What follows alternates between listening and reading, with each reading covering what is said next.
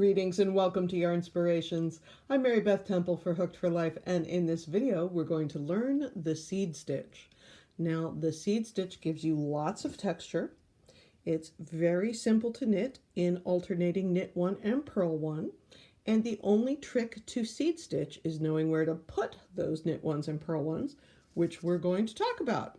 Now we do have a pattern, and you can click on the link below to download it if you want, for the Bernat Seed Stitch Throw, which is a great way to practice your seed stitch once you learn it.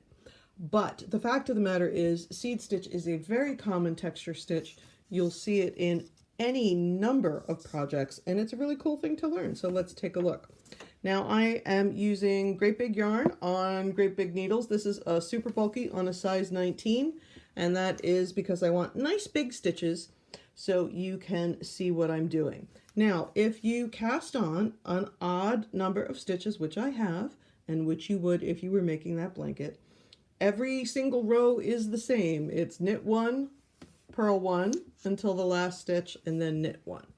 The difference between this and ribbing is that in ribbing, you're going to knit the knits and purl the purls, and in seed stitch, you're going to knit the purls and purl the knits. Now, what do I mean by that? Particularly if you're not real confident reading your knitting, if you have a purl stitch facing you, that's going to be that little horizontal bar right there, which we call a purl bump. So if you see a purl bump, you're going to knit. If you see a stitch like this that has a V, that is a knit stitch, and we're going to purl the knits. But again, this will make more sense in 5 minutes. Right now, all we're going to do is cast on an odd number of stitches, and we're going to knit one, purl one all the way across, and then knit one for that last stitch. All right, knit one, purl one. Remember, when you're moving your yarn back and forth to knit one or purl one, you want to make sure that you get your yarn between the needles and not over the needles, because it's super easy to make an inadvertent yarn over and add stitches where you don't want to. So make sure, once again, when the yarn is going back, so you can make a knit stitch, or front, so you can make a purl stitch,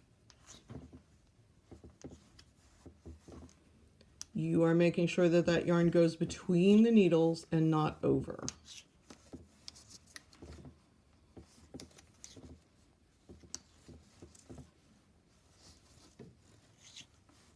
So this is my last repeat: knit one, purl one, and then knit that last stitch.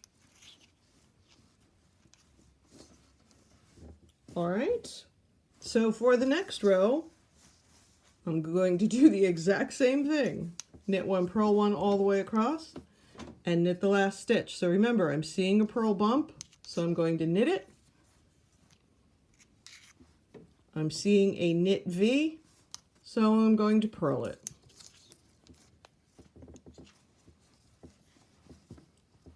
So that's all there is to knit the seed stitch.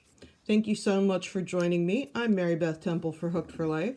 Please like this video and subscribe to the channel for fresh content weekly on knitting, crocheting, and other yarny stuff. And have you tried the seed stitch before? How did it work out for you? Let us know. Please follow us on the various social media channels by clicking on the links in the description.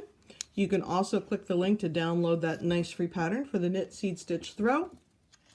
And while you're following us on social media, if you would like us to see your work in progress or your finished items, please use the hashtag Yarnspirations.